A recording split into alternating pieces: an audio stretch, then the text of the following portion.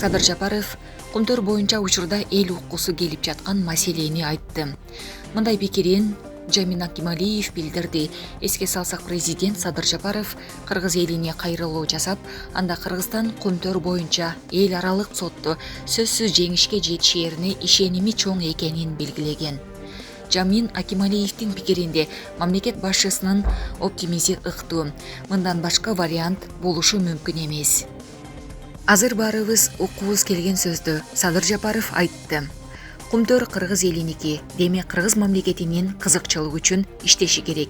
Канадалык компания кыргыздын сатылма коррупционер аткаминерлерин сатып алуу менен одоно мыйзам бузууларды жасаган жана биз аны далилдеп, сөзсүз адилеттүүлүккө жетебиз, деди академик. Ошондой эле ал Кыргызстан менен Центара компаниясынын жетекчилигинин ортосундагы сүйлөшүүлөрдө өлкө үчүн пайдалуу болорун айтат. Ал белгилегендей, айрым учурда соттошуп, ресурстарды жана убакытты коротуунун ордуна сүйлөшүү жолу менен бир пикирге келүү маанилүү. Бирок Кыргызстан мында Кумтөр элдики жана ал элге таандык болгусу керек деген шартка бекем турушу зарыл. Мөңгүлөр бир нече миллиарддаган суунун запасы. Аларды биз коргошубуз керек. Келечекте экология жабыркабай тургандай шарттарды түзүү кажет. Канадалыктар ага макул болгон учурда гана жеңилдеп берүү мүмкүн, деди Жамин Акималиев. Учурда Бишкектеги отун базаларында кара кече көмүрүнүн 1 тоннасы болжол менен 4500 сомдон сатылууда. Бирок бул баа төмөндөй турганын Кыргыз көмүр ишканасынын жетекчиси Мирлан Жакыпов Спутник Кыргызстан радиосуна маек куруп жатып билдирди. Жакыпов аба ырайынан улам көмүр кеч казылганын айтып, бирок ага карабай жетиштүү көлөмдө алына баштаганын белгилеген. 3 күндөн бери Бишкектеги көмүр базаларына кара кеченин көмүрү келе баштады. Мурдагы күнү биздин кызматкерлер Чүй менен Бишкектеги отун базаларына мониторинг кылып чыгышты. Күнүгө бир отун базасына 200 тоннадан көмүр түшөдү, бирок келери менен сатылып кетип жатыптыр. Бул жылда эле боло турчу көрүнүш. Башында ушундай дүрбөлөң болот да, анан басаңдап калат. Азыр көмүрдүн 1 тоннасынын баасы 4500 сом болуп жатса, бир аз убакыттан кийин 3800-4000 сомго түшүп калат деп ойлоп жатам, деди Жакыпов. Ал көмүр жетиштүү көлөмдө экенин айтып, кышында тартыштык жаралбай турганын кошумчалады.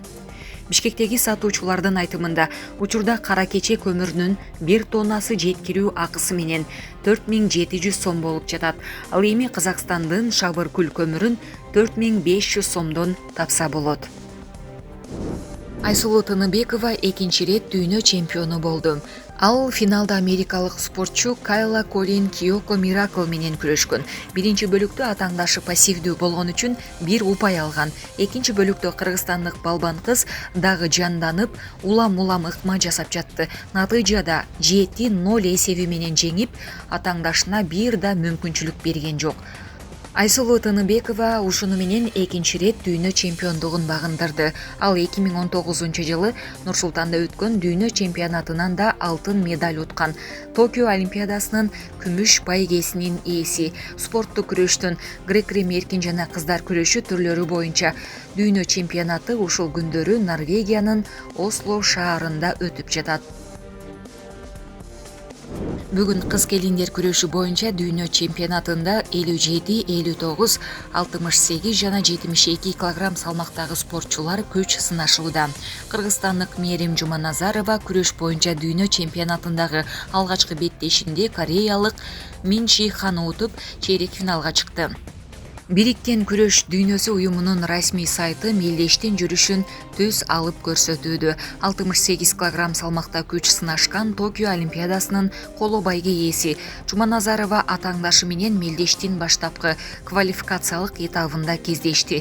4 мүнөткө жетпеген убакытта Мээрим эсепти 8-0 жеткирди. Кийинки этапта кыргызстандык спортчу канадалык Оливия Грейс Васо менен кармашат. Жогорку кеңештин депутаты Дастан Бекешев министрлер кабинетинин төрагасы Улукбек Мариповдун кортеждин коштоосунда жүргөнүн сынга алды.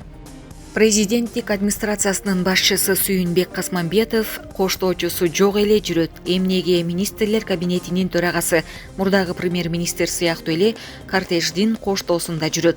Ал азыр президенттин жөнөкөй эле жардамчысы да, деди Бекешев. Буга президенттин парламенттеги өкүлү Анарбек Калматов учурда иштеп жаткан мыйзамда ушундай норма каралганын билдирип, эгер министрлер кабинети жөнүндө жаңы мыйзам кабыл алынса, бул маселе каралышы мүмкүн экенин айтты. Министрлерди камоого президенттин уруксаты керек эмес, мыйзам долбоору өзгөрдү. Аткаруу бийлигинин ишмердүүлүгү жөнүндө мыйзам долбоору июль айында биринчи окууга киргизилип, коомчулуктун сынына кабылган. Министрлерди кылмыш жоопкерчилигине тартууга президенттин эмес, башкы прокурордун уруксаты талап кылынат. Мындай норма министрлер кабинети жөнүндө Кыргыз Республикасынын конституциялык мыйзам долбооруна киргизилип, экинчи окууга чыгарылды. Демилгени бүгүн депутат Алы Карашев алып чыгып парламентте баяндама жасады. Биринчи окууда жазылган: министрлерге президенттин макулдугу менен гана кылмыш иши козголот деген норма алып салынды. Мамлекеттик сыйлыгы бар министрлер кабинетинин мүчөсү камакка алына албайт деген норма да жокко чыгарылды.